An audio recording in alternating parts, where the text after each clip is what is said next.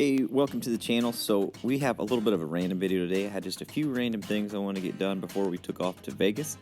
One of those things is we have quite a few new subscribers, and this will also help all the subscribers that have been with me from the beginning. We're going to do a drone flight down the YouTube Yacht roadway so we can kind of get everybody on the same page where we're at. We just panned over from where the yacht is going to, where the towboat cabin is going to be. And now we're going to head back towards the main road. You can see things are starting to dry up a little bit. There's still some places that are holding some water. This is going to be a little bit of a bumpy flight.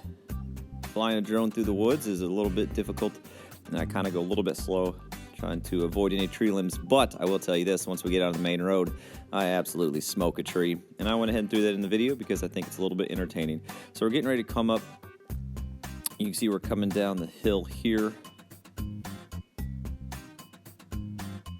So that right here, that was the most recent video where I used the Volvo 140.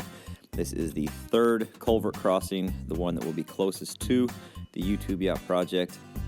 There's kind of a creepy guy standing in the woods, flying a drone. And then we're getting ready to come up on culvert crossing number 2. Now, culvert crossing number 2, I didn't realize this until I came out, but apparently I forgot to close up part of it. You can see there's some track marks holding some water there. I forgot to close that up whenever I had the 140 there, but that's no big deal. I think it'll be okay. But you can see there's still some water on the lower side, but things are slowly starting to drain out and dry out. Here's the 304.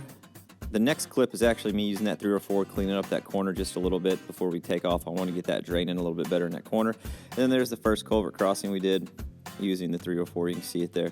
So we're getting ready to come up on the main road here. If you take a right, that takes you out to the county road. But if you take a left, which is what we're going to do, that takes you to kind of a four-wheeler trail that the locals use as a little bit of a bypass around the highway on their side-by-sides.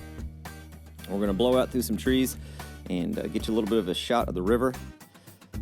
After we get this shot of the river, so like I said, we got the 304 coming up, cleaning out that ditch a little bit. You're going to see a miserable attempt at, boom, look at that.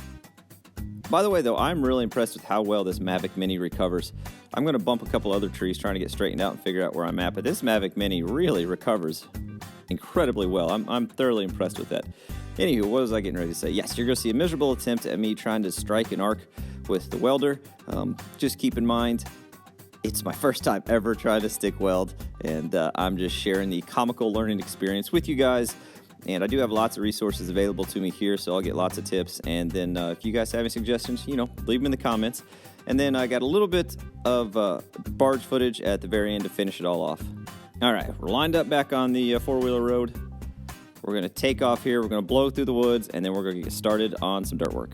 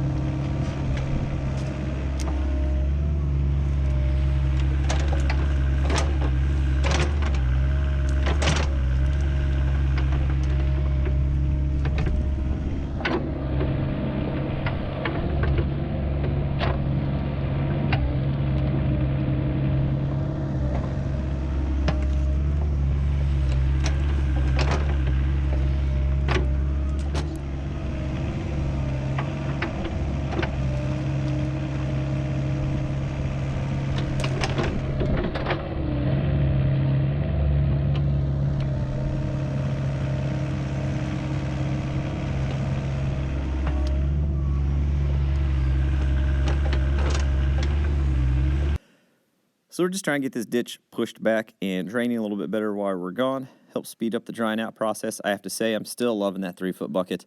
I don't know if I'll ever put another bucket on there, actually, unless I'm trenching something. But overall, I'm not a big fan of that 304, but this 3-foot bucket has really changed my view on it, and I was actually kind of excited to get in the machine today. And there's a little tree in the background laying on the ground there. You can see it. We're going to get that cleaned up real quick, mainly because it's dry enough I could walk around with that mud sticking to my boots, so I thought I'd take advantage of that. And then we're going to hop on over to the welder and enjoy that train wreck of an experience, so stay tuned for that.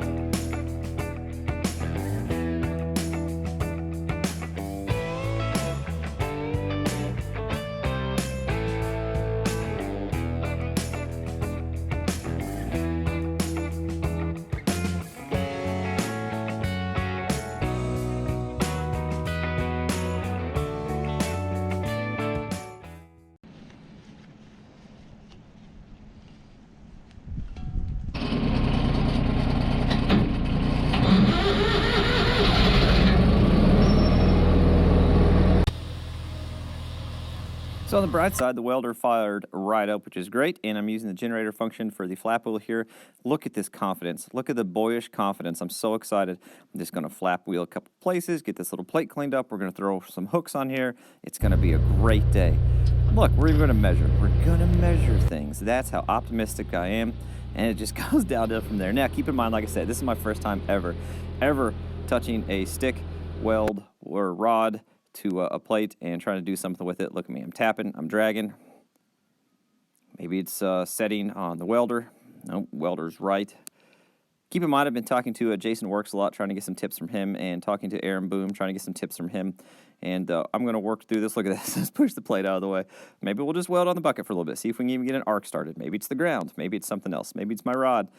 Oh, that came out wrong. Try a different rod. You guys get the idea, though. It was a painful, I don't know how long this was in real time. It was a painful experience. It was a little bit hurtful for my pride, but I know if I keep practicing, eventually, I'll figure out how to strike an arc, and I'll get this thing figured out. Look, I did start to get close. You can see. A few times I got close to getting an arc going. The biggest thing, I have a hard time getting it pulled back out. In a week, I had a hard time getting it off that metal every time. It kept sticking every time. It's just some muscle memory I've got to get figured out. But for now, this plan didn't really work out. I'm glad I had the time to practice. I'll look forward to getting back from Vegas so I can practice some more and maybe get it figured out. And I'm sure you guys will leave lots of tips in the comments for me, and I always appreciate that. Here I'm typing out some kind of Morse code message to England, I guess. I don't know what the heck I'm doing there. But all in all, we'll just put the flap wheel back on it. And between you and me, let's just kind of act like this never happened, huh?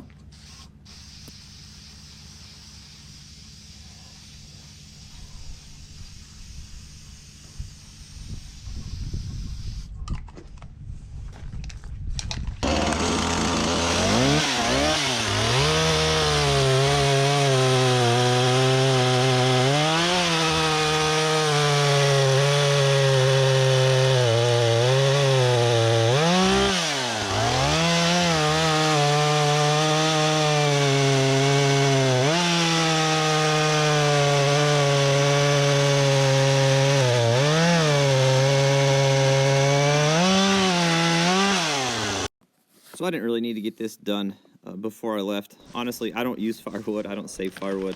I just stack this up here. If the neighbors want it, they can grab it. Other than that, I just kind of use it for stress relief from time to time.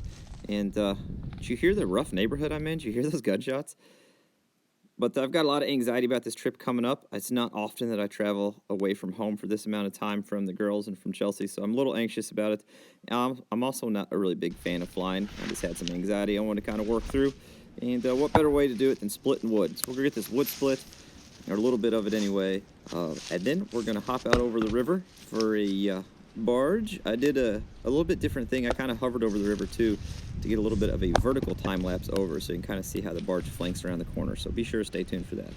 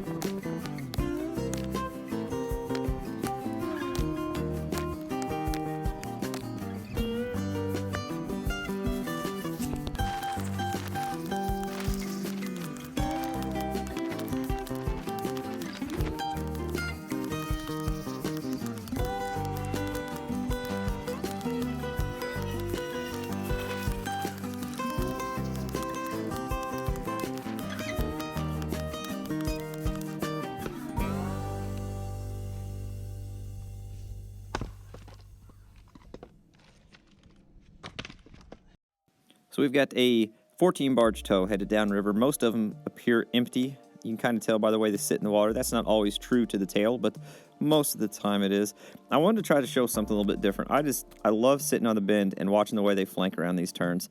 So I'm going to sit on this is the Kentucky side, and I'm going to come around the back side and hover on the water for a little bit so you can kind of see how he flanks. And then I'm going to go up, gain some altitude, and gimbal the camera down for you and set you up on a time lapse so you can kind of see the way they come around too. I just think it's neat. I don't know why I'm so fascinated by it, but I absolutely love it. I think it's a beautiful thing to watch. They're just such big, powerful machines, but the way they move through the water is just so graceful, and I just think it's a really beautiful thing. So hope you guys are enjoying all these drone videos of the barges.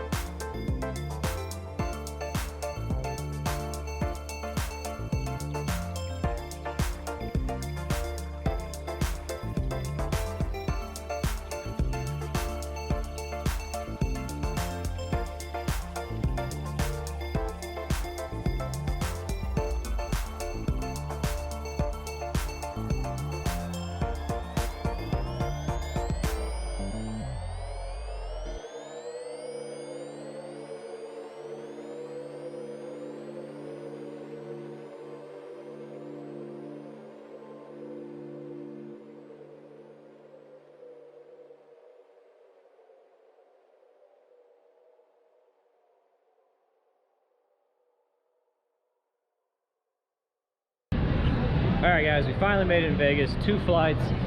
See all the scenery around. We are on our way to meet Let's Dig 18. Chris, Loggerway, Dirt Perfect, the wives. We got Farmer Chris with us, Brandon from Elite Earthworks. We are finally here. CONEXPO starts tomorrow. We're going out to dinner right now. I'm not showing you that. I'm just showing you that we made it here safely. Lots of good content coming up. Stay tuned to all of those channels, Instagrams, YouTube pages, Facebooks, and everything. I am majorly distracted by everything going on around me, so I'm just going to go ahead and finish this here.